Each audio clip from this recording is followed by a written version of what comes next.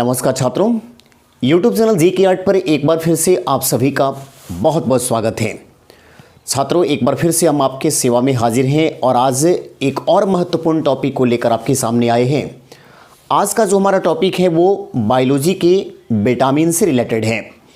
चूँकि आने वाले समय में बहुत सारे एग्ज़ाम होने वाले हैं, जैसे कि बिहार पुलिस का एग्ज़ाम है, अभी MTS का फॉर्म भी मार्केट में आ चुका है। इसके अलावा आपको पता है कि CHSL का भी एग्ज़ाम आपको मार्च में होने वाला है। तो बहुत सारे एग्ज़ाम हैं जो निकट भविष्य में होने वाले हैं और उन सारे एग्ज़ाम में विटामिन से रिलेटेड प्रश्न बहुत ज़्यादा पूछे जाते हैं।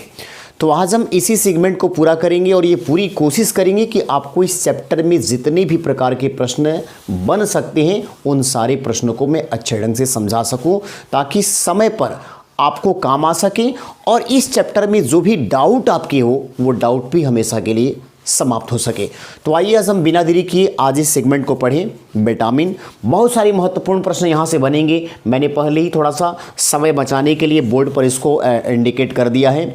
बस आपको मुझे समझा लेना है कि इन सब चीज़ों से आपको कैसे प्रश्नों को हैंडल करना है, कैसे बनाना है। तो आइए हम देखते हैं विटामिन।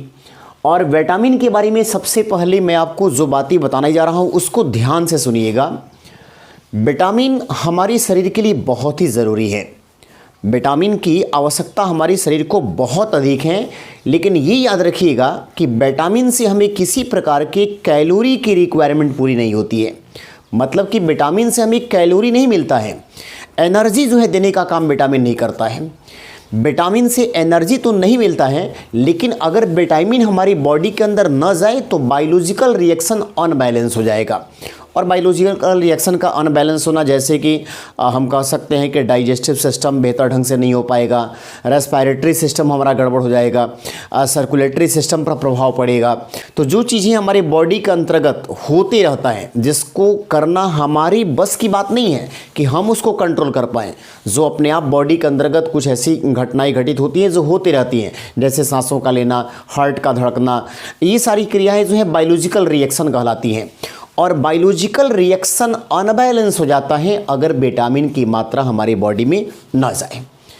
अब एक प्रश्न बनता है कि क्या विटामिन को हमें बाहर से लेने की आवश्यकता पड़ती है? मतलब जो भोजन हम करते हैं क्या उसी से हमारे विटामिन की पूर्ति हो जाती है, या कुछ और सोर्स को लेना पड़ता है ताकि विटामिन की हमारी पूर्ति बॉडी में होती रहे? तो ऐसा कोई बात नहीं है। जो भी हम भोजन करते हैं उसी से हमारी बॉडी को विटामिन की प्राप्ति हो जाती है। हमको अलग से विटामिन लेने की कोई आवश्यकता नहीं पड़ती है। जैसे मान लेते हैं कि चावल हमने खाया तो चावल के साथ भी विटामिन गया। अगर हम दाल लेते हैं तो दाल में भी विटामिन है, सब्जी खा रहे हैं सब्जी में भी विटामिन है। यानी कि जो हम भोजन करते हैं उन्हीं भोजन के स्रोतों में कार्बोहाइड्रेट, फैट्स, लिपिड्स के अलावा विटामिन की भी प्राप्ति हो जाती है। और याद रखिएगा विटामिन चूंकि काफ़ी स्मॉल पार्टिकल्स होता है, इसीलिए हमको इसको पचाने की आवश्यकता नहीं है, डायरेक्ट इसको हमारा शरीर एब्जॉर्ब कर लेता है, डायरेक्ट शरीर इसको पचा लेता है। तो आइए हम विटामिन के से रिलेटेड कुछ प्रश्नों को देखें। देखिए, पहला पॉइंट इसमें यह दिया गया है कि विटामिन का खोज करने वाले जो वैज्ञानिक थे उनका नाम है हॉपकिंस। विटामिन की खोज किसने की थी? हॉपकिंस ने। याद रखिएगा किसी किसी किताब में विटामिन की खोजकर्ता का नाम फंक दिया हुआ है, लेकिन मैं आपको बताना चाहता हूं कि फंक ने विटामिन की खोज नहीं किया था, बल्कि फंक साहब ने विटामिन टर्म दिया था, यानी विटामिन का नामकरण वो किए थे। नाम देने वाली वैज्ञानिक का जब बात पूछेगा कि विटामिन नाम किसने दिया तो फंक ने, लेकिन विटामिन की खोज किसने की तो आपको क्या बताना है? हॉपकिंस साहब ने। और हॉपकिंस साहब ने विटामिन की खोज किस वक्त की थी? 1911 ईस्वी में। तो विटामिन की खोज 1911 में हुई। आपसे प्रश्न ये पूछा जाएगा कि विटामिन से हमें कितना कैलोरी की प्राप्ति होती है, कितना एनर्जी हमको मिलता है? तो किसी भी प्रकार की कैलोरी की प्राप्ति नहीं होती है, क्योंकि यह कैलोरी को देने का काम नहीं करता है। लेकिन इसके डिफिशियंसी से, अगर इसकी कमी हो जाएगी तो हमारी बॉडी को विभिन्न टाइप का रोग हो जाएगा और हमारा जो बायोलॉजिकल रिएक्शन है वो अनबैलेंस हो जाएगा। उसके बाद देखिए आगे प्रश्न में ये है कि विटामिन को घुलनशीलता के आधार पर दो कैटेगरी में बांटा गया है। जैसे आपको पता है कि जल एक सार्वत्रिक विलायक है जो किसी भी चीज़ को अपने अंदर घुला लेता है। जल की कैपेसिटी होती है वो कि किसी भी चीज़ को अपने अंदर घुला लेता है। लेकिन अगर हम बात करें विटामिन को घुलने की, तो सारे विटामिन जल में घुलनशील नहीं होते हैं। जल में घुलनशील होते हैं सिर्फ बी और सी। सिर्फ बी और सी दो ऐसे विटामिन हैं जो जल में आसानी से घुल जाते हैं, लेकिन बाकी जो विटामिन हैं वो विटामिन आपको ए, डी, ई, के, ये सारे केवल फैट में घुलनशील हैं, यानी यह केवल सोलेबल हो पाते हैं फैट के अंदर, वसा के अंदर। तो घुलनशीलता के आधार पर विटामिन को दो तरह से बांटा गया, एक जल में घुलनशील बी और सी, और एक वसा में घुलनशील ए, डी, ई, के। तो यहाँ पर इस बात को एकदम याद रखिएगा कि ये क्वेश्चन डायरेक्ट कई बार एग्जाम में पूछा गया है, इनमें से कौन सा ऐसा विटामिन है जो जल में सीधे घुल जाता है, तो बी और सी। बस याद रखेंगे, बस यही दो विटामिन है, बस यही दो विटामिन है जो घुल पाते हैं। तो बस से बी से बी आपका हो गया, ब से बी और स से सी, यानी बस जो आपको याद रहेगा उससे आप बता सकते हैं कि कौन कौन से विटामिन जल में घुलनशील हैं और कौन कौन से विटामिन अब वसा में घुलनशील हैं। तो आइए हम एक एक करके पहले जो ये विटामिन हैं उसके बारे में जानकारी हासिल करें। उसके बाद इसमें एक विटामिन बी जो है, जो ये पहला वाला पार्ट दिख रहा है आपको बी, ये एक कॉम्प्लेक्स विटामिन है जो कि कई सारी विटामिनों को साथ में लेके चलता है, इसलिए थोड़ा सा हम इसको अलग से स्टडी करेंगे। लेकिन बाकी पहले ए, सी, डी, ई और के बारे में जान लेते हैं कि इन सब के क्या क्या विशेषता है। सबसे पहले देखिए विटामिन ए। विटामिन ए जो है इसका केमिकल नेम है रेटिनॉल। विटामिन ए का रासायनिक नाम क्या है, रेटिनॉल। विटामिन ए को रेटिनॉल कहा जाता है, ये याद रखेंगे, इसका रासायनिक नाम क्या है, रेटिनॉल। ये भी क्वेश्चन लगातार परीक्षाओं में आते हुए रहा है कि विटामिन ए को किस रासायनिक नाम से जानते हैं, रेटिनॉल के नाम से। अब सोर्स देखिए इसका, मतलब इस विटामिन की प्राप्ति किस किस चीज़ से होती है, तो आपको देखिए दिया है कैरेट। कैरेट यानी गाजर, सबसे ज़्यादा मात्रा में विटामिन ए भरपूर मात्रा में होता है गाजर में। अब ये सेंस नहीं लगाइएगा कि गाजर में किस टाइप का गाजर, लाल गाजर के पीला गाजर या काला गाजर या उजला गाजर। गाजर के कलर से कोई मतलब नहीं है, गाजर होना चाहिए। आप ऐसा कह के मार्केट में इसका वैल्यू मत कम कर दीजिएगा कि नहीं लाल गाजर में ज़्यादा विटामिन ए मिलेगा, काला गाजर में कम मिलेगा, ऐसा कुछ नहीं होता है। कोई भी गाजर होना चाहिए, गाजर में भरपूर मात्रा में विटामिन होता है और सबसे ज़्यादा जो है गाजर में ही होता है। गाजर के अलावा अगर हम बात करें तो स्पिनच यानी हो गया पालक, पालक में भी विटामिन ए पाया जाता है। ग्रीन वेजिटेबल यानी हरी सब्जी में बहुत ज़्यादा विटामिन ए की प्राप्ति होती है। इसके अलावा देखिए रेडिश यानी मूली में भी होता है। और एक और चीज़ याद रखेंगे आप, पका हुआ पपीता, पक्का जो है पपीता हो, पक्का पपीता ये भी बहुत ज़्यादा विटामिन ए का स्रोत देता है। पका हुआ पपीता जो पपाया है, अगर वो पक चुका है मतलब उसके अंदर लालिमा आ गया है, तो उस पपीते को अगर खाएंगे तो आपको बहुत ज़्यादा विटामिन मिलेगा। उसी प्रकार से पका हुआ अगर आम भी होगा, आम मैंगो, तो उससे भी बहुत ज़्यादा हमको विटामिन मिलता है। कौन सा विटामिन, विटामिन ए। अब देखिए इसका डीडी यहाँ पर लिखे हुए, डीडी का मतलब हो गया डिफिशियंसी ऑफ डिजीज, यानी इसकी कमी से कौन सी बीमारी हो सकती है। तो देखिए बीमारी है आपको नाइट ब्लाइंडनेस। नाइट ब्लाइंडनेस का मतलब ये हो गया कि जब विटामिन ए की रिक्वायरमेंट आपके बॉडी के अंदर कम हो जाएगा तो नाइट ब्लाइंडनेस बीमारी होगा, यानी रातौंधी बीमारी होगा, जिसमें रात्रि का समय जैसे आने को आएगा। यानी जैसे कि रात्रि में तो अक्सर साफ साफ नहीं दिखता है, लेकिन जो इससे पीड़ित हैं उनको और भी बिल्कुल नहीं दिखाई देगा। जैसे जैसे शाम जो है ढलते जाएगा, शाम ढलने के बाद जैसे रात आने लगेगा, इन लोगों को स्पष्ट रूप से दिखाई नहीं दे पाएगा। तीसरी बीमारी को हम लोग कहते हैं नाइट ब्लाइंडनेस यानी रतौंधी का होना। और एक आपको है जीरोप्लैथेमिया बीमारी, ये भी आपको विटामिन ए की कमी से होता है। जीरोप्लैथेमिया जिसमें जो नेत्र गोलक है वो गोलक थोड़ा सा बाहर की ओर निकल जाता है और धुंधला धुंधला आपको दिखाई देता है आंखों से, मतलब कुल मिलाकर आंखों की रोशनी पर प्रभाव डालता है विटामिन ए की कमी होने से। तो इसीलिए आँख जो है तंदुरुस्त रहें, आँखों से हमको दिखाई सब कुछ देते रहें, आँखों में किसी प्रकार की गड़बड़ी न हो, इसके लिए निश्चित रूप से विटामिन ए का सेवन हमें करना ही चाहिए। और इसके लिए बहुत आसान एक चीज़ मार्केट में जो हमेशा मिलता है वो है गाजर, जो कि सबसे इसका बेस्ट स्रोत माना गया है। इसके अलावा अगर पका हुआ पपीता खा रहे हैं, पका हुआ आम खा रहे हैं, तो बहुत ज़्यादा आपको विटामिन ए की प्राप्ति होगी। अब आइए देखते हैं आपको विटामिन ए से कुछ और महत्वपूर्ण बातें जो है वो क्या है।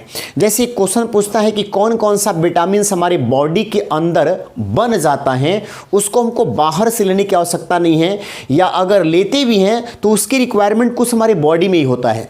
तो आपको मैं बताना चाहता हूं कि विटामिन जो ए है, विटामिन ए और एक विटामिन आपको आगे मैं बताऊंगा विटामिन के, ये दो ऐसे विटामिन हैं जो हमारे बॉडी के अंदर भी बनते हैं और हम बाहर से भी इसको ले सकते हैं। जैसे कि विटामिन ए जो है वो लीवर के द्वारा बनाया जाता है, लीवर इसको बनाने का काम भी करता है और साथ ही साथ हम बाहर से इसकी भी पूर्ति कर सकते हैं। उसके बाद देखिए विटामिन सी। विटामिन सी जो है ये बहुत ज़्यादा महत्वपूर्ण है, बहुत सारे प्रश्नों को आपके सामने रखेगा। जैसे देखिए विटामिन सी को हम जो है कहते हैं वाउंड हीलिंग विटामिन, और वाउंड हीलिंग विटामिन का मतलब ये हो गया कि यदि शरीर में कहीं भी जख्म वगैरह बन जाता हो, घाव बन जाता हो, तो घाव को भरने का काम, उसको ठीक करने का काम जो विटामिन करता है वो विटामिन कौन सा है? Vitamin C. यानी वाउंड हीलिंग का मतलब होता है घाव भरने का काम। घाव भरने का काम कौन सा विटामिन करेगा? Vitamin C. इसके बाद देखिए इसका एक और नाम है हीट सेंसिटिव विटामिन। ये ताप से बहुत ज़्यादा प्रभावित होने वाला विटामिन है। जैसे कि एक क्वेश्चन आता है कि ज़्यादा देर तक अगर सब्जियों को पका दिया जाए या ज़्यादा समय तक अगर चावल को पका दिया जाए तो कौन सा विटामिन नष्ट हो जाने की संभावना रहती है? तो ये कौन सा विटामिन? Vitamin C. क्योंकि ये हीट सेंसिटिव विटामिन है, मतलब उष्मा को ज़्यादा उष्मा होने पर यह जो है नष्ट हो जाता है, इसीलिए सब्जियों को ज़्यादा नहीं पकाना चाहिए। अगर ज़्यादा पका देंगे तो विटामिन सी पूरी तरह से क्या हो जाएगा? नष्ट हो जाएगा। तो ये क्वेश्चन भी कई बार पूछा गया क्वेश्चन है कि ज़्यादा देर तक सब्जियों को पकाने से या चावल को अधिक देर तक पकाने से कौन सा विटामिन नष्ट हो जाता है? Vitamin C. क्योंकि ज़्यादा देर तक पकाएंगे तो तापक्रम ज़्यादा होगा, और ताप जब ज़्यादा होगा तो उस समय इस विटामिन के नष्ट होने की पूरी संभावना रहती है। उसके बाद देखिए इसको एक नाम दिया गया है और anti carcinogenic vitamin. Anti carcinogenic vitamin. Anti carcinogenic vitamin क्या है? इसको कहते हैं मतलब कैंसर। जब कैंसर हो तो कैंसर जैसी घातक बीमारी को रोकने का काम करता है कौन सा विटामिन? Vitamin C. यानी कि अगर आप विटामिन सी को प्रचुर मात्रा में ले रहे हैं तो कभी भी कैंसर बीमारी नहीं होगा। कैंसर के खिलाफ काम करता है कौन सा विटामिन? Vitamin C. तो ये भी ध्यान रखिएगा, इसका नाम रखा गया है एंटी कार्सिनोजेनिक विटामिन, यानी कैंसर के खिलाफ लड़ने वाला विटामिन। उसके बाद है एंटीऑक्सीडेंट विटामिन। एंटीऑक्सीडेंट का मतलब यहाँ पर हो गया कि किसी प्रकार की अगर दुर्घटना हो जाती है, दुर्घटना में आपके शरीर का कोई पार्ट कट जाए, शरीर का कोई भी हिस्सा जो है चोटिल हो जाए, तो उस दौर में ये विटामिन तेज़ी में आपके शरीर को मतलब फिर से बेहतर स्थिति में लाने का काम करता है। इसलिए इसको एंटीऑक्सीडेंट विटामिन कहते हैं, क्योंकि घाव वगैरह के भरने में भी काम आता ही है। साथ ही साथ कहीं जख्म वगैरह हो गया, कहीं पर कट गया, तो कटने के समय तेज़ी में फिर आपके शरीर के उस पार्ट को बेहतर बनाने का काम करेगा। इसीलिए इसको एंटीऑक्सीडेंट विटामिन भी कहा जाता है। बाकी रही केमिकल नेम की बात, तो इसका केमिकल नाम है एस्कॉर्बिक एसिड। एस्कॉर्बिक एसिड, इसका रासायनिक नाम क्या है? Ascorbic acid. यानी कि यह एक प्रकार का अम्ल है। इस विटामिन का जो रासायनिक नाम हो गया वो कौन सा हो गया? Ascorbic acid. अब देखिए अगर सोर्स की बात आ गई, सोर्स यानी स्रोत, कहाँ कहाँ से ये मिलता है, किन किन चीज़ों से हमको विटामिन सी मिल सकता है, तो एसिड है। ध्यान रखिएगा कि क्या है ये? एसिड है, यानी एक प्रकार का अम्ल हो गया। तो अम्ल का मतलब है कि अम्ल का स्वाद कैसा होता है? खट्टा। तो जो भी आपको फ्रूट है, वैसे फ्रूट जो कि सावर होंगे, खट्टे होंगे, जो रसदार होंगे, खट्टे होंगे, उन सारे फलों में आपको कौन सा विटामिन मिलेगा? Vitamin C. जैसे देखिए यहाँ पर लेमन, लेमन यानी हो गया नींबू, नींबू भी खट्टा होता है, इसमें विटामिन सी मिलेगा। आंवला, ये तो आपको एकदम याद रखना है कि सबसे ज़्यादा विटामिन सी किस में होता है? आंवले में होता है। आंवले में होता है। याद रखिएगा हमारी बॉडी की इम्यूनिटी को बढ़ाने में, रोग प्रतिरोधक क्षमता को बढ़ाने में सबसे ज़्यादा अगर काम करता है तो विटामिन सी करता है। जैसे अभी जो दौर चल रहा था कुछ समय पहले कोविड-19 का, कोरोना का, उस कोरोना महामारी में हमारे शरीर का एंटीबॉडी मजबूत होना बहुत ज़रूरी था ताकि रोगों से लड़ सके, और इस एंटीबॉडी को बनाने का काम करता है कौन? Vitamin C. इसके लिए नाम ही रखा गया है एंटीऑक्सीडेंट विटामिन। ये हमारी रोग प्रतिरोधक क्षमता को बढ़ाता है। और याद रखिएगा आंवला सबसे ज़्यादा इसमें विटामिन सी होता है, इसलिए हमें आंवला का का सेवन करना चाहिए। आंवला जो है ख़राब चीज़ नहीं है, बहुत ज़्यादा इससे लाभ होता है, सबसे अधिक विटामिन सी इसी में होता है। उसके बाद देखिए ग्रेप्स हैं, अंगूर हैं, अंगूर में भी ये मिलता है। यानी यहाँ पर ले दी है सीधे ऑल सावर फ्रूट। ऑल सावर फ्रूट का सीधे से मतलब हो गया जितने भी खट्टे फल हैं, जितने खट्टे फल हैं उन सारे खट्टे फलों में भरपूर मात्रा में कौन सा विटामिन मिलेगा? Vitamin C. तो सीधे सीधे याद करेंगे कि जिसमें भी खट्टापन होगा फलों में उसमें हमें कौन सा विटामिन मिल जाएगा? विटामिन सी मिलेगा। हाँ, लेकिन एक बात का थोड़ा सा ध्यान रखना पड़ता है कि हमारे शरीर में एंटीबॉडी तो तैयार करता है, लेकिन चूंकि ये एसिड हैं और ऑलरेडी अगर आपको एसिडिटी की समस्या पहले से है, एसिडिटी यानी आपके शरीर के अंदर अम्ल पहले से ही ज़्यादा बनता है, तब और भी अगर ऊपर से हम लेंगे तब तो दिक्कत हो जाएगा। इसीलिए अगर आपको एसिडिटी का प्रॉब्लम है तो उस परिस्थिति में ज़्यादा खट्टे फलों का सेवन हमें बिल्कुल नहीं करना चाहिए, इस बात को ध्यान रखना है। अब आइए देखते हैं विटामिन से कौन सा बीमारी हो जाएगा। इससे विटामिन सी से जो बीमारी होता है उस बीमारी को हम लोग कहते हैं एस्कर्वी। एस्कर्वी बीमारी जो होता है ये एस्कर्वी रोग इसी विटामिन सी की कमी से होता है। अर्थात इस बीमारी में मसूड़ों से खून निकलने लगता है, मुंह से बदबू आता है, या अगर हम अपनी उंगलियों से दांतों के ऊपर थोड़ा सा खरोचने का काम करें तो उस पर हल्का पीला रंग का या वाइट कलर का कुछ पिगमेंट बाहर निकल कर आता है, मुंह से बदबू अगर आना, मसूड़ों से खून का निकलना, दांतों का ढीला पड़ जाना, ये सारा जो है यानी कि पायरिया टाइप का जो लक्षण है बीमारी का वो सारा एस्कर्वी रोग में दिखाई देता है। एस्कर्वी का मतलब होता है मसूड़ों का कमज़ोर हो जाना, और मसूड़ें कमज़ोर होंगी तो निश्चित है कि जो दांत होगा वो भी मजबूत नहीं रह पाएगा, वो ज़्यादा मजबूती से वहाँ टिक नहीं पाएगा। फिर उसके बाद देखिए विटामिन डी, ये एक ऐसा विटामिन है जिसको हम हार्मोन विटामिन कहते हैं। अब देखिए इसको हार्मोन विटामिन इसलिए कहा गया क्योंकि ये विटामिन अब बाहर से भी ले सकते हैं, बाहर से तो खैर मिलता ही है, लेकिन इसकी रिक्वायरमेंट हमारे बॉडी के अंदर ही पूरा हो जाता है, क्योंकि हमारे बॉडी के अंदर विटामिन डी भी पाया जाता है। जैसे मैंने बताया ना कि विटामिन ए भी हमारे बॉडी के अंदर लीवर बनाने का काम करता है, जहाँ पर ये संचित रहता है, तो विटामिन डी भी हमारे बॉडी में ही रहता है, और ये आपको रहता है स्किन के अंदर जो ग्लैंड होता है उसी ग्लैंड से विटामिन डी हमेशा निकलते रहता है, और जैसे ही सनलाइट उस पर पड़ता है ये तुरंत स्टिमुलेट होकर हमको विटामिन डी देना शुरू कर देता है। तो मेरे यहाँ पर कहने का मतलब है कि जो चीज़ें हमको माता पिता से बाय बर्थ मिला हो उसको हम हार्मोन कहते हैं। जैसे HCl हमारे बॉडी के अंदर जो हाइड्रोक्लोरिक अम्ल है ये हमें बाहर से लेने की आवश्यकता नहीं पड़ती है। क्या कभी आप सुने हैं कि किसी की बॉडी में अगर HCl की मात्रा कम हो गई तो ऊपर से उसको तेज़ाब पिला दिया जाए? ऐसा नहीं होता है, क्योंकि ये हमको बाय बर्थ मिला है, ना ये हार्मोन कभी कम होगा ना अधिक होगा, एकदम एक समान रहेगा जो माता पिता से हमें मिला हुआ है। तो जो भी चीज़ें माता पिता से मिलती हैं उसको हम क्या कहते हैं? हार्मोन कहते हैं। और चूंकि माता पिता की स्किन में भी विटामिन डी वाले ग्लैंड्स हैं, उसी प्रकार से हम लोगों के शरीर के भी स्किन में विटामिन डी वाले ग्लैंड्स हैं, तो चूंकि ये बाय बर्थ मिल रहा है इसीलिए विटामिन डी को हम हार्मोन विटामिन के नाम से भी जानते हैं। अब इसका केमिकल जब नाम पूछेगा तो केमिकल नाम है इसका कैल्सीफेरॉल। इसका नाम क्या हो गया? कैल्सीफेरॉल। विटामिन डी का रासायनिक नाम क्या है? कैल्सीफेरॉल।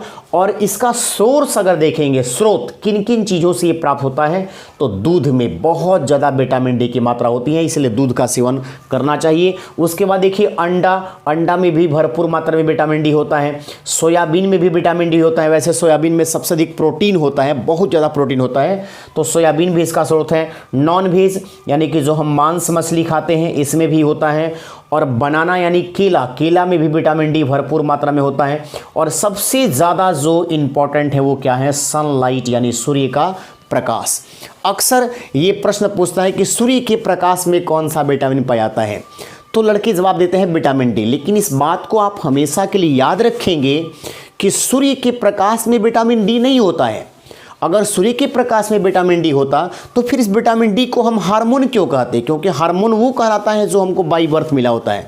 हमारी बॉडी में जो स्किन है उस स्किन के अंदर जो ग्लैंड है उसी ग्लैंड्स में विटामिन डी होता है। और जैसे ही सूर्य का प्रकाश इस चमड़ी पर पड़ता है, इस स्किन पर पड़ता है, तुरंत वो ग्लैंड्स स्टिमुलेट होता है, उत्तेजित होता है, और उत्तेजित होकर विटामिन डी को निकालना शुरू कर देता है। तो इसलिए कहा जाता है क्योंकि अगर आप सूर्य के प्रकाश में रहेंगे तभी जाकर ये स्टिमुलेट हो पाएगा, उत्तेजित हो पाएगा और निकल पाएगा।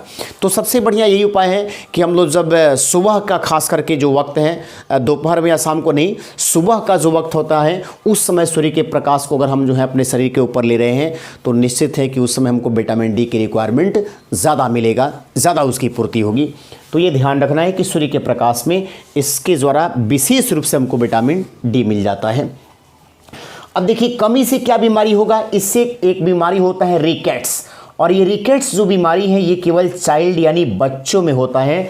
रिकेट्स जिसको हम कहते हैं एक सूखा रोग, जिसमें हड्डियां कमज़ोर पड़ जाती हैं, वो मजबूत नहीं रह पाती हैं, सूखा रोग इसको कहते हैं। हड्डियां काफ़ी पतली हो जाएगा, सूखा हो जाएगा, कमज़ोर हो जाएगा, तो ये हड्डियां कभी भी टूट सकती हैं। तो बच्चों में अगर ये हो गया सूखा रोग यानी हड्डियों का कमज़ोर होना, तो इसी को हम कहते हैं रिकेट्स बीमारी। और हड्डियों की मजबूती के लिए आपको पता है कि क्या होना चाहिए, कैल्शियम की मात्रा भरपूर होनी चाहिए। कैल्शियम मिले, फास्फोरस मिले तो हमारा हड्डी मजबूत रहेगा, और ये सब बहुत अधिक मिलता है कैल्शियम मिल्क में, अंडे में, सोयाबीन में, नॉनवेज में। सूर्य का प्रकाश अगर ले रहे हैं तो देखिएगा छोटे जो बच्चे होते हैं उसके माता पिता अक्सर जो है सुबह में बच्चों को धूप में ला करके उनको तेल की मालिश करते हैं। तो धूप में तेल की मालिश करेंगे तो एक तो उनके शरीर का जो है मालिश करने से मांसपेशी मजबूत हो रहा है, और दूसरा उसको डायरेक्ट जब सूर्य का प्रकाश मिल रहा है तो उसके स्किन के अंदर जो ग्लैंड्स हैं जो विटामिन डी को निकालने का काम करता है वो काफ़ी ज़्यादा उत्तेजित होकर विटामिन डी निकालेगा, जिससे उसका हड्डी और क्या होगा, मजबूत होगा। तो ये ध्यान रखना है बच्चों को रिकेट्स। लेकिन यही हम जैसे लोगों को अगर हो गया सूखा रोग, हड्डियों का कमज़ोर होना, तो ये हम लोगों की जो बीमारी होता है उसको हम कहते हैं ऑस्टियोमलेशिया। और ऑस्टियोमलेशिया बीमारी केवल यूथ यानी युवा लोगों में होता है। तो रिकेट्स बच्चों में विटामिन डी की कमी से, और ऑस्टियोमलेशिया युवाओं में ये भी विटामिन डी की कमी से। अब देखिए अगला विटामिन है विटामिन ई, बहुत ज़्यादा इम्पॉर्टेंट। और मैं इसलिए इम्पॉर्टेंट खास करके कहूँगा कि महिलाओं के लिए, लड़कियों के लिए सबसे ज़्यादा ज़रूरी अगर कोई विटामिन है तो विटामिन ई है। क्योंकि देखिए इसके लिए एक और हमने नाम लिख दिया है कि इसको ब्यूटी विटामिन कहते हैं। ब्यूटी विटामिन यानी लड़कियों में सुंदरता लाने का जो काम करता है, जो उसके स्मार्टनेस को बढ़ाने का काम करता है, वो विटामिन कौन सा है, विटामिन ई। देखिए स्मार्टनेस तो पुरुषों में भी होनी चाहिए, सुंदरता पुरुषों के लिए भी ज़रूरी है और लड़कियों के लिए भी ज़रूरी है। लेकिन लड़कियों की सुंदरता और ज़्यादा ज़रूरी हो जाती है, क्योंकि लड़कियां थोड़ा सा सजने संवरने का काम लड़कों की अपेक्षा और ज़्यादा करती हैं, वो ज़्यादा बेहतर तरीके से रहती हैं। तो इसलिए लड़कियों के लिए खास करके होना और ज़रूरी है। विटामिन डी का रिक्वायरमेंट उसके शरीर में होना ही चाहिए। विटामिन डी का रिक्वायरमेंट उसके बॉडी में और भी ज़रूरी है। तो देखिए यहाँ पर ये किससे मिलेगा, पहले तो इसका केमिकल नेम देखते हैं। इसका केमिकल नाम है टोकोफेरॉल। विटामिन ई का रासायनिक नाम क्या है, टोकोफेरॉल। ये याद रखेंगे, टोकोफेरॉल इसका रासायनिक नाम हो गया। और सोर्स देखिए यहाँ पर जैसे कोकोनट यानी हो गया नारियल के वाटर यानी नारियल पानी। बीट रूट यानी बीट रूट का मतलब हो गया आपको चुकंदर जो होता है उसको हम बीट रूट कहते हैं। बीट रूट जो लाल रंग का होता है चुकंदर, उस चुकंदर में। इसके अलावा अनार में, तरबूजा में, खरबूजा में, मतलब जितने भी वैसे फ्रूट जिसके अंदर पानी बहुत ज़्यादा होता है, जिन फ्रूट में पानी की मात्रा ज़्यादा हो, वैसे फ्रूट को अगर हम खाते हैं तो हमें भरपूर मात्रा में क्या मिलेगा, विटामिन ई। हमने साफ साफ लिखा है वाटर सोर्स, यानी वैसे फ्रूट जिसमें पानी ज़्यादा होता हो उसको हम खाते हैं तो उससे जो है विटामिन ई मिलेगा, और विटामिन ई मिलेगा तो चेहरा बिल्कुल चमकते दमकते रहेगा। याद रखेंगे, इसलिए इसको ब्यूटी विटामिन नाम दिया गया। अब देखिए इसकी कमी अगर होती है तो हम लोगों के अंदर क्या होगा, युवा लोगों में क्या होगा, लड़कों में अर्ली एजिंग का मतलब हो गया कि उम्र से पहले ही बुढ़ापा आ जाएगा। चेहरे पे झुर्रियाँ पड़ जाएगा, वो चेहरे पे शाइनिंग नहीं रह पाएगी, आलसपन का शिकार हो जाएंगे। यानी लगेगा कि 40 साल के एज में ही 70 साल वाला फीलिंग आना शुरू हो जाएगा। तो 70 साल का फीलिंग आ रहा है, इसका मतलब कि आप उम्र के अंदर ही आपको बुढ़ापा जो है घेर लिया। ये विटामिन ई की कमी से होगा। और महिलाओं में अगर इसकी कमी हो गई तो एक तो उसकी सुंदरता चली जाएगी, और दूसरा कि फर्टिलाइटिंग डिक्रीज हो जाएगा, यानी संतान उत्पन्न करने की जो क्षमता है महिलाओं के अंदर, जो संतान उत्पन्न करने की, जो अपने जैसे बच्चे को जन्म देने की क्षमता है, वो क्षमता उनकी कमज़ोर पड़ जाएगी विटामिन ई की कमी से। तो याद रखेंगे ये पुरुषों के लिए भी ज़रूरी है, महिलाओं के लिए भी ज़रूरी है। अगर हम फर्टिलिटी डिक्रीज की बात करें तो पुरुषों में भी प्रभाव पड़ता है कि पुरुषों में भी नपुंसकता का गुण आ जाएगा, संतान उत्पन्न करवाने की क्षमता इन लोगों में खत्म हो जाएगी। पुरुषों में और महिलाओं में संतान उत्पन्न करने की क्षमता खत्म हो जाएगी, इनको करवाने की क्षमता खत्म, उनको उत्पन्न करने की क्षमता खत्म। तो कुल मिलाकर विटामिन ई बहुत ज़रूरी है इसका हमारे बॉडी में होना। अब देखिए एक और विटामिन आपका के है, विटामिन के जिसका रासायनिक नाम है फिलोक्विनोन इसका केमिकल नेम है। विटामिन के को हम फिलोक्विनोन कहते हैं और इसका सोर्स देखिए बीटरूट यानी वही चुकंदर है, दूध है, नॉन वेज यानी मांस है, फिश ऑयल मछली का तेल है, बहुत ज़्यादा मात्रा में विटामिन के मिलता है। और इसके डिफिशियंसी से ब्लड क्लॉटिंग, ये देखिए ब्लड क्लॉट नहीं कर पाएगा, यानी अगर आपके बॉडी का कोई भी हिस्सा कट जाता है तो कटने के बाद एक नेचुरल गुण होता है कि 2 से 3 मिनट के अंदर ब्लड फिर से जम जाता है और ब्लड का निकलना बंद हो जाता है। लेकिन अगर इसकी कमी हो गई तो ब्लड का निकलना ही बंद नहीं हो पाएगा, क्योंकि विटामिन के ब्लड का क्लॉट करने का काम करता है, ब्लड का थक्का जमाने का काम करता है और ये जो है नहीं हो पाएगा। अब देखिए इसमें जितने भी विटामिन है ए, सी, डी, ई और के, इसको हम याद करने के लिए एक सिंपल ट्रिक है, लिख सकते हैं रथ एक ट्रॉफी, जहाँ से हमको ये सारा याद हो जाएगा इन सारे विटामिनों के बारे में जो अभी तक हम पढ़े हैं। जैसे देखिए यहाँ पर र से आपका हो गया रेटिनॉल, देखिए विटामिन ए का नाम यहाँ पर रेटिनॉल, र से रेटिनॉल। थ से थाइमिन, ये विटामिन B1 का नाम है थाइमिन, यहाँ पर आपको देखना है।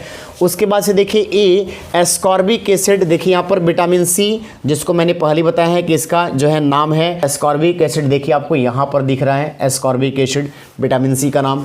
उसके बाद कैल्सीफेरॉल, देखिए विटामिन डी का नाम यहाँ पर कैल्सीफेरॉल। फिर उसके बाद टॉ से आपको टोकोफेरॉल विटामिन ई का नाम, और फी यानी फिलोक्विनोन विटामिन के का नाम। तो रथ एक ट्रॉफी से आप अनुमान लगा लेंगे कि किस विटामिन का कौन सा रासायनिक नाम है। अब आइए देखते हैं कि विटामिन बी जो है ये एक कॉम्प्लेक्स होता है, कई विटामिनों का एक समूह होता है और उन सारे समूह को हम एक एक करके देखते हैं कि विटामिन बी में कौन कौन से विटामिन आते हैं।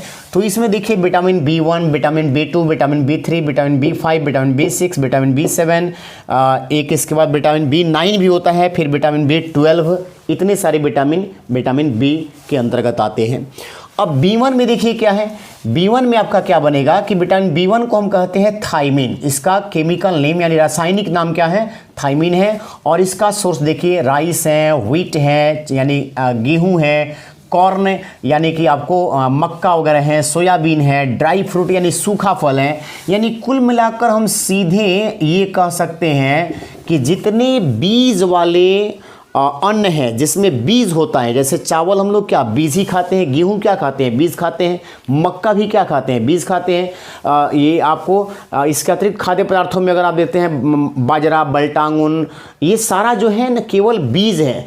तो जिन खाद्य पदार्थों को हम बीज के तौर पर लेते हैं उन सब में बहुत ज़्यादा मात्रा में क्या मिलेगा, विटामिन B1। और इसकी कमी से देखिए कौन सा बीमारी होता है, बेरी बीमारी। बहुत सारे बच्चे इसको याद तो कर लेते हैं कि बेरी विटामिन B1 की कमी से होता है, लेकिन बच्चों से अगर ये कहा जाए कि बेरी रोग होता क्या है तो याद रखेंगे कि बेरी एक ऐसा रोग है जिसमें मसल में मूवमेंट नहीं हो पाता है। हमारे बॉडी में जो भी मूवमेंट है, जैसे हमारी हाथें अगर ये घूम रही है तो इस मूवमेंट को कराने का काम हमारी हड्डियां नहीं कर रही हैं, ये हमारे मसल करा रहे हैं। यानी मांस घूम रहा है तो आपका हाथ ही घूम रहा है, तो मसल मूवमेंट इसमें ब्लॉक हो जाता है, मसल मूवमेंट नहीं कर पाता है बेरी बीमारी होने पर। इसका मतलब ये हो गया कि न्यूरॉन, ये हमारे न्यूरॉन को इफेक्ट कर देगा। जैसे आपको पता है कि ब्रेन के जो वेन होते हैं उसको हम न्यूरॉन कहते हैं, ब्रेन के सेल को न्यूरॉन कहता है, और कोई भी कार्य ब्रेन ही करवाता है तो ब्रेन न्यूरॉन को सूचना देता है कि आपको हाथों को जो है घुमाना है। लेकिन इसमें न्यूरॉन इफेक्टेड हो गया, न्यूरॉन जब इफेक्टेड हो गया तो सूचना हाथों तक नहीं पहुंचेगा। अब हाथों तक अगर सूचना नहीं पहुंचा तो फिर जो है आपका ये हाथ मूवमेंट नहीं कर पाएगा, क्योंकि उसको ब्रेन कंट्रोल ही नहीं कर पाएगा, कहीं नहीं पाएगा।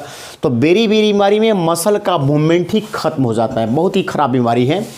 उसके बाद देखिए विटामिन B2 जिसको हम एलो विटामिन के नाम से भी जानते हैं। एलो विटामिन B2 को एलो विटामिन कहता है, यानी पीला विटामिन कहते हैं, जिसका रासायनिक नाम है राइबोफ्लेविन। फ्लेविन, राइबोफ्लेविन, याद रखिएगा राइबोफ्लेविन। जैसे गाय के दूध का जो पीला रंग होता है वो किसके चलते होता है, राइबोफ्लेविन के चलते होता है। राइबोफ्लेविन के चलते ही, जिसको हम पहले कैरोटीन कहते थे, कैरोटीन का ही नया नाम क्या हो गया है, राइबोफ्लेविन। तो गाय के दूध का पीलापन कैरोटीन के चलते होता है और कैरोटीन का ही नया नाम अब वैज्ञानिक क्या रखे हैं, राइबोफ्लेविन।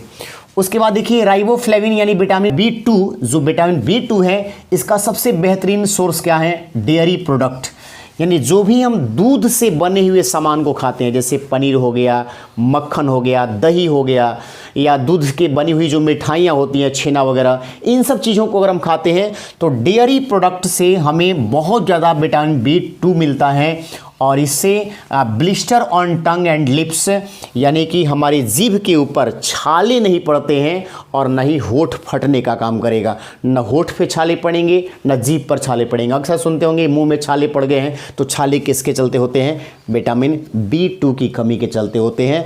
तो इसको लेना चाहिए। और अक्सर देखिएगा राइबोफ्लेविन ये भरपूर मात्रा में आपको मिल जाता है, जो कोबाडेक्स होता है जिसको हम लोग विटामिन के तौर पर इस्तेमाल करते हैं, उसके अंदर ये भरपूर मात्रा मिलता है। तो अक्सर मुंह में छाले पड़ने वालों को कहता है कि आप कोबाडेक्स का सेवन जो है लगातार 1 महीना कीजिए, फिर आपके छाले वगैरह सही हो जाते हैं। उसके बाद विटामिन B3 है, B3 जिसका रासायनिक नाम है नियासिन, नियासिन या इसी का एक और नाम है निकेटिन एसिड, निकेटिन एसिड। तो नियासिन कहें या निकेटिन एसिड कहें, ये किस में पाए जाते हैं, मशरूम, मशरूम में, दूध में, अंडा में और हरी सब्जियों के अंदर ये भरपूर मात्रा में पाया जाता है। और इस विटामिन B3 की अगर कमी होती है तो बहुत ही खतरनाक बीमारी होता है पेलेग्रा बीमारी, पेलेग्रा, जिसमें होता क्या है, बिटवीन 2 फिंगर ईचिंग, यानी जो हाथों की हम लोग की उंगलियां हैं ना, इस उंगलियों के बीच में जो ये वाला भाग है, बीच वाला भाग, इसमें बहुत ज़्यादा खुजली होता है। जब पेलेग्रा बीमारी होगा यानी विटामिन B3 की जब कमी हो जाएगी तो 2 अंगुलियों के बीच में जो जगह होता है वहाँ पर ईचिंग होता है, खुजली होता है, और इसी बीमारी को हम लोग क्या कहते हैं, पेलेग्रा बीमारी का होना। तो ये विटामिन B3 की कमी से होता है। बाकी अब B5 की जब बात आती है तो B5 को हम लोग कहते हैं पेंटथोनिक एसिड, ये भी एक एसिड है, पेंटथोनिक एसिड। विटामिन B5 जो आंवला में होता है, मिल्क में होता है, अंडे में होता है, हरी सब्जियों में, मछली के लीवर में होता है, मछली का लीवर ये आपको मांस मछली में होता है। और इसकी कमी अगर हो जाती है तो हेयर फॉल यानी बालों का जो गिरना, बालों का जो गिरना होता है वो बालों का गिरना विटामिन B5 के चलते होता है। ये विटामिन लड़का और लड़की दोनों के लिए ज़रूरी है, लेकिन हम कहेंगे कि लड़कों से ज़्यादा ज़रूरी है लड़कियों के लिए, क्योंकि बालों को गिरने की समस्या उनको विशेषकर होती है। तो विटामिन B5 उनको निश्चित रूप से लेना चाहिए। और ये भरपूर मात्रा में दूध में, अंडा में, मांस मछली में, मछली के लीवर में यानी यकृत में, आंवला में भरपूर मात्रा में ये पेंटथोनिक एसिड मिलता है। अब B6 की जहाँ तक बात है, विटामिन B6, तो इसको हम कहते हैं पायरोडॉक्सिन, पायरोडॉक्सिन। और ये किस में अधिक मिलता है, तो कोकोनट वाटर, चुकंदर, फिर अनार, अंडा, मिल्क यानी दूध, इस सब में बहुत ज़्यादा मिलता है। और ये हेल्प ऑफ RBC फॉर्मेशन, जो हमारा ब्लड है उस ब्लड में सबसे ज़्यादा होता है RBC। ये आपको पता है कि ब्लड के अंदर सबसे अधिक मात्रा में क्या होता है, RBC। तो RBC को ये ज़्यादा से ज़्यादा बनाने का काम करता है विटामिन। और जितना ज़्यादा RBC रहेगा हमारे ब्लड में उतना ही हमें फ़ायदा होगा, क्योंकि जब RBC बढ़ेगा तो हीमोग्लोबिन का स्तर बढ़ेगा, और हीमोग्लोबिन का स्तर बढ़ेगा तो निश्चित है कि हमारे शरीर में जो ऑक्सीजन है वो सारे सेल के पास आसानी से पहुँचेगा, जिससे उस सेल के द्वारा जो है उस ऑक्सीजन का यूज़ करके ग्लूकोज का ब्रेकडाउन किया जाएगा, और तब हमें आराम से एनर्जी हमारी सेल को मिलती रहेगी। तो याद रखेंगे कि B6 जो है ये RBC के निर्माण में मदद करता है, और इसकी अगर कमी हो गई तो इससे बीमारी हो गया माइल्ड एनीमिया, माइल्ड एनीमिया यानी खून की कमी। RBC का कम होना मतलब खून का कम होना। RBC अगर ब्लड में कम हो गया तो इसका मतलब खून की कमी हो गई, क्योंकि खून में सबसे अधिक जो है जिसकी मात्रा होता है वो कौन सा है, RBC है। और इसकी कमी से एक और समस्या क्या हो सकती है कि किडनी के अंदर जो पथरी होता है, किडनी का जो स्टोन होता है, किडनी के अंदर पथरी सुनते होंगे, यहाँ तक कि गॉल ब्लैडर में भी पथरी होता है, पित्त की थैली में। तो ये जो पथरी पड़ता है, पथरी जो बनता है वो इसी के चलते हो जाता है, यानी कैल्शियम ऑक्सीजेलेट का जमाव होगा और उससे जो है ये पथरी बन जाएगा। तो B6 बहुत जरूरी। उसके बाद देखिए B7, इसको हम कहते हैं बायोटीन, और इसका सबसे बेहतरीन सोर्स है विटामिन B5 वाले ही सारे स्रोत, यानी कि आंवला, मिल्क, दूध, आपको मांस मछली का यकृत, इन सब चीज़ों में विटामिन B7 मिलता है। यानी कि सारे विटामिन B5 वाले स्रोत विटामिन 7 को भी दे देते हैं। और अगर ये आपको मिलेगा तो देखिए यहाँ पे इसका संबंध हेयर फॉल, बालों के गिरने से, और यहाँ पर इसका संबंध वाइट हेयर यानी बालों का उजला हो जाना, यानी बाल भी गिरेंगे और बाल अगर जो बचा रहेगा वो उजला हो जाएगा, वाइट हो जाएगा। इसलिए B5 और B7 विटामिन बालों की खूबसूरती को बनाए रखने के लिए बहुत ही ज़रूरी है। अब 7 के बाद एक आता है आपको विटामिन B9, जिसको हम बताना चाहते हैं कि विटामिन B9 को फॉलिक एसिड या मैलिक एसिड कहा जाता है। और ये विटामिन जो महिलाएं प्रेगनेंसी के दौर से गुजरती हैं उनके लिए बहुत ज़्यादा ज़रूरी है। प्रेगनेंसी के दौर से गुजरने वाली महिलाओं के लिए ज़रूरी है, क्योंकि इसकी कमी से पर्सेनियस एनीमिया होता है, जिसमें आरबीसी की कमी नहीं होती है बल्कि आरबीसी के अंदर हीमोग्लोबिन की कमी हो जाती है। और हीमोग्लोबिन की अगर कमी हो गई तो हीमोग्लोबिन ही ऑक्सीजन को सेल तक ले जाने का काम करता है। अगर सेल तक जो है हीमोग्लोबिन ऑक्सीजन को लेकर नहीं जाएगा तो ग्लूकोज का ब्रेकडाउन नहीं होगा, ग्लूकोज नहीं टूटेगा तो एनर्जी नहीं मिलेगी, एनर्जी नहीं मिलेगी तो सेल मरेंगे, सेल मरेंगे तो ऑर्गन काम करना बंद करेंगे, ऑर्गन काम करना बंद करेंगे तो ऑर्गन सिस्टम ठप पड़ेगा। जब ऑर्गन सिस्टम ठप पड़ेगा तो पूरा बॉडी खत्म हो जाएगा। इसलिए बहुत ज़रूरी है। और इस प्रकार की बीमारी को हमको कह सकते हैं कि बचाने के लिए, यानी विटामिन B9 की प्राप्ति के लिए सबसे बेहतरीन जो स्रोत है वो है आपका एप्पल यानी सेब का सेवन कंटिन्यू करना चाहिए, क्योंकि इसमें आपको मैलिक एसिड या आपको फॉलिक एसिड भरपूर मात्रा में मिलता है। कम से कम हर जो प्रेग्नेंट औरत है उसको सेब जो है एक ज़रूर खाना चाहिए, ताकि उसमें भरपूर मात्रा में उसको आयरन की भी प्राप्ति होती रहे और आने वाले जो बच्चा है उसके जो गर्भ में बच्चा जो पल रहा है उसको भी किसी प्रकार की कोई समस्या न होने पाए। उसके बाद विटामिन B12 है जो अंतिम विटामिन है, जिसको हम ब्लू विटामिन कहते हैं।